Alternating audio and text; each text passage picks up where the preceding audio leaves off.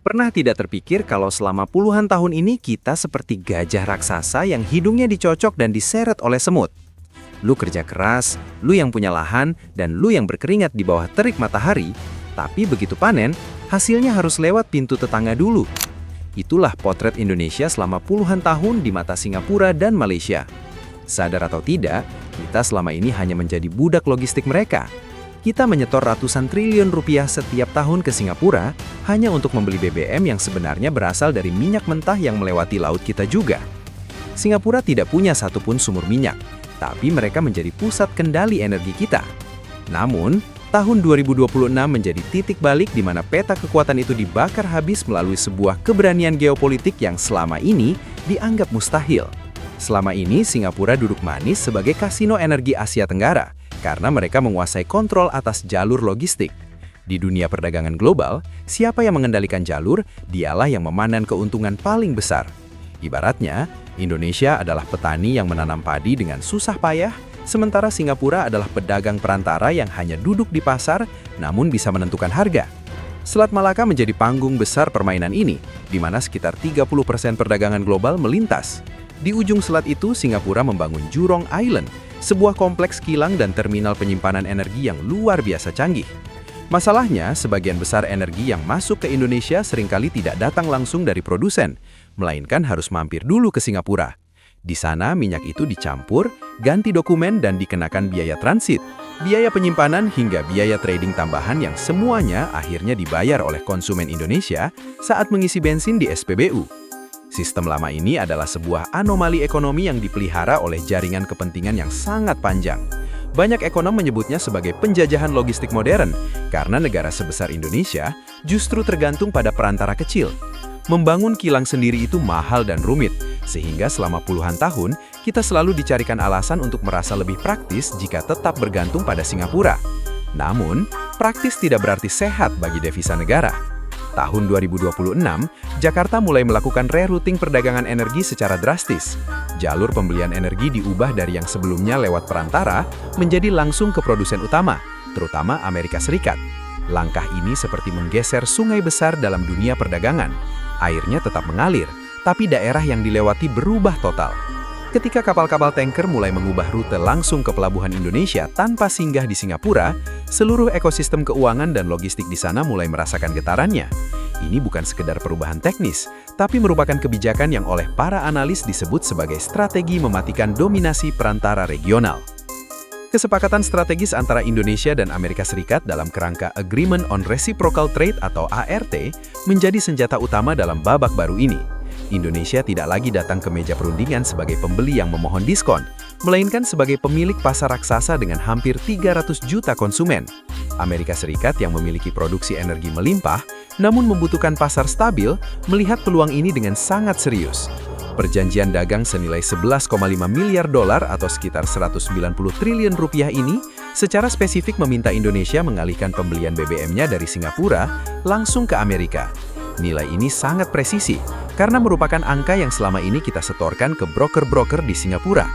Dengan kesepakatan ini, Indonesia mendapatkan akses pasar yang lebih luas bagi komoditas unggulannya sebagai imbal balik.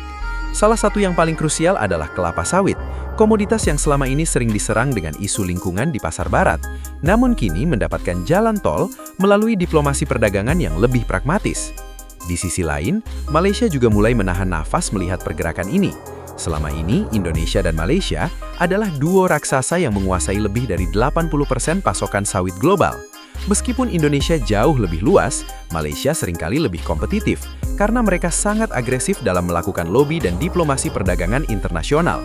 Namun, ketika Indonesia mendapatkan akses tarif yang lebih rendah ke Amerika melalui kesepakatan ART, keseimbangan lama itu mulai runtuh. Dalam perdagangan komoditas global, selisih tarif masuk sebesar 1 hingga 2% saja sudah cukup untuk membuat pembeli berpaling. Jika sawit Indonesia bisa masuk ke Amerika dengan harga lebih murah karena proteksi politik, maka produk Malaysia akan kehilangan daya saingnya. Secara otomatis, pangsa pasar Malaysia akan tergerus, dan ini menjadi tekanan hebat bagi ekonomi mereka yang juga sangat bergantung pada komoditas ini. Tidak hanya soal sawit, Ketergantungan kita pada impor BBM dari Malaysia yang mencapai angka 75 triliun rupiah per tahun juga mulai diputus. Selama ini kita secara tidak langsung ikut menyokong ekonomi Malaysia dengan menjadi pelanggan tetap produk energi olahan mereka. Padahal, minyak mentahnya bisa jadi berasal dari wilayah yang tidak jauh dari kedaulatan kita. Perubahan mentalitas ekonomi Indonesia yang mulai bermain ofensif ini menunjukkan bahwa Jakarta tidak lagi mau menjadi sapi perah logistik bagi sistem regional. Kita mulai membangun rantai pasok sendiri, mulai dari penguatan kilang di dalam negeri hingga pengendalian jalur distribusi. Transformasi ini sangat penting, karena kekuatan ekonomi sebuah negara bukan hanya dilihat dari apa yang bisa diproduksi, tapi dari siapa yang mengontrol jalur distribusinya ke pasar dunia. Pondasi utama dari keberanian ini adalah selesainya proyek Refinery Development Master Plan atau RDMP di Kilang Balikpapan. Proyek raksasa ini telah mencapai kemajuan hampir 100% dan akan menjadi pengubah permainan bagi kedaulatan energi nasional. Dengan kapasitas produksi yang meningkat pesat dari 260.000 barel menjadi 360.000 barel per hari, Indonesia kini memiliki kemampuan untuk mengolah minyak mentah sendiri menjadi bensin, LPG, hingga bahan baku industri lainnya secara mandiri. Begitu kilang ini beroperasi penuh, impor BBM akan terjun bebas dan ratusan triliun rupiah devisa yang selama ini menguap ke luar negeri akan tetap berputar di dalam ekonomi domestik. Singapura, yang selama puluhan tahun hidup dari arus energi Indonesia, kini menghadapi kenyataan pahit bahwa pelanggan terbesarnya sudah memiliki dapur sendiri yang jauh lebih modern. Kemampuan memproduksi energi di dalam negeri juga memberikan efek domino pada sektor pangan.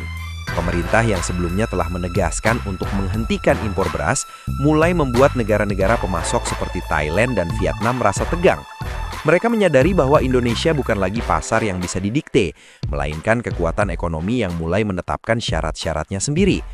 Dengan kedaulatan energi dan pangan yang semakin kuat, posisi Indonesia di ASEAN bukan lagi sekadar anggota biasa, melainkan telah bertransformasi menjadi Big Brother yang sebenarnya. Kepemimpinan ini tidak didasarkan pada kekuatan militer semata, melainkan pada kemandirian sistem ekonomi yang membuat negara tetangga harus mengikuti ritme yang kita tetapkan.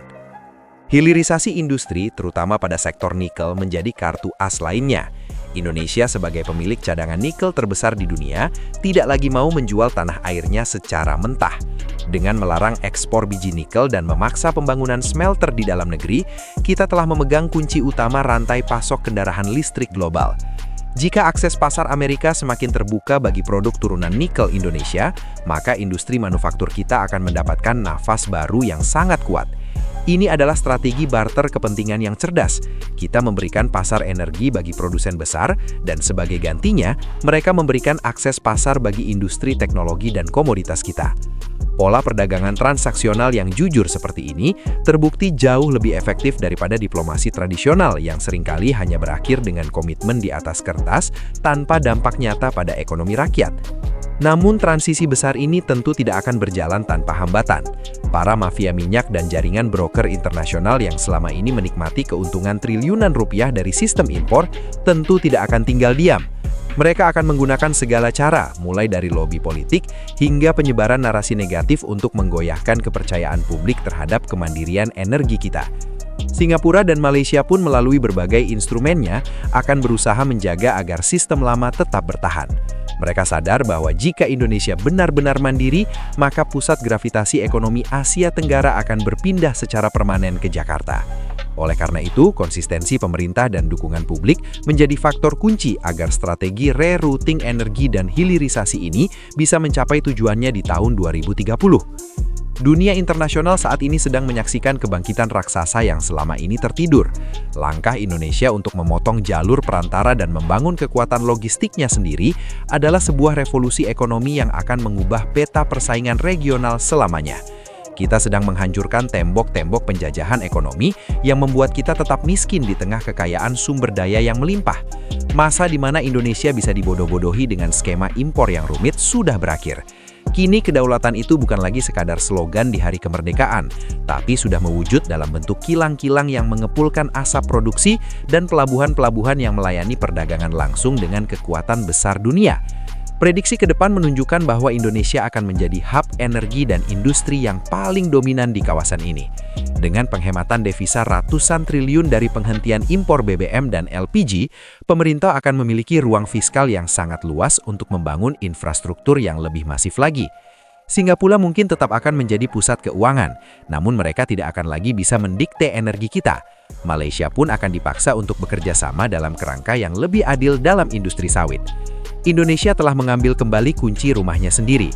Ini adalah fajar baru bagi harga diri ekonomi bangsa yang selama ini selalu dianggap sebagai pasar belaka tanpa kekuatan tawar. Keberanian untuk berkata tidak pada sistem yang merugikan adalah langkah awal menuju kemajuan yang sesungguhnya. Transformasi dari bangsa konsumen menjadi bangsa produsen memerlukan pengorbanan dan ketahanan terhadap tekanan internasional. Namun hasil yang akan dinikmati oleh generasi mendatang adalah sebuah negara yang berdaulat secara energi, pangan, dan industri. Gajah itu kini tidak lagi bisa diseret oleh semut. Ia telah melepaskan tali yang mengikat hidungnya dan mulai melangkah dengan kekuatannya sendiri untuk memimpin hutan Asia Tenggara menuju era baru yang lebih kompetitif dan bermartabat. Sudah waktunya kita semua menyadari bahwa kemandirian ekonomi bukan hanya tugas pemerintah, tapi merupakan kesadaran kolektif sebagai bangsa. Apakah menurut lu kita benar-benar siap mempertahankan nyali ini hingga tuntas di tengah gempuran kepentingan asing yang ingin kita tetap menjadi bangsa pengimpor? Atau lu masih merasa lebih nyaman menjadi penonton di pinggiran, sementara tetangga kita terus berpesta di atas sumber daya kita sendiri? Keputusan ada di tangan kita hari ini untuk menentukan posisi Indonesia di masa depan.